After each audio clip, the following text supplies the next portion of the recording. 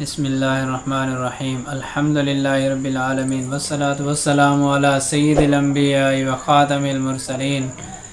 محترم و معزز سامعین کرام، اللہ تبارک و تعالیٰ کی رحمت وسیع ہے، اور اللہ رب العزت نے قرآن پاک میں بھی فرمایا ہے کہ ان رحمتی، میری رحمت جو ہے بہت زیادہ وسیع ہے، اور جس کو چاہتا ہوں عذاب دیتا ہوں، لیکن میری رحمت جو ہے وہ میرے غضب پر حاوی ہے۔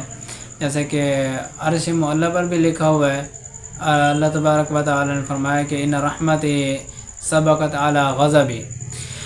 تو اسی کی ایک کڑی ہے کہ اللہ تبارک و تعالیٰ نے جہنم کے 7 دروازے بنائے ہیں اور جنت کے 8 دروازے بنائے ہیں۔ اس سے پتہ چلتا ہے کہ اللہ تبارک و تعالیٰ کی رحمت اللہ رب العزت کے غصے سے زیادہ ہے۔ تو اسی سلسلے میں نبی پاک صلی اللہ علیہ وسلم کا ایک ارشاد گرامی ہے کہ جو آدمی وضو کرے اور اچھی طرح وضو کرے، یعنی سنتوں کا اور مستحبات کی رعایت رکھے، تو اللہ تبارک و تعالیٰ اس کو ایک انعام عطا فرماتے ہیں۔ وضو کرنے کے بعد یہ دعا پڑھ لے، اشہد ان لا الہ الا اللہ و اشہد ان محمدا عبدہ و رسولہ۔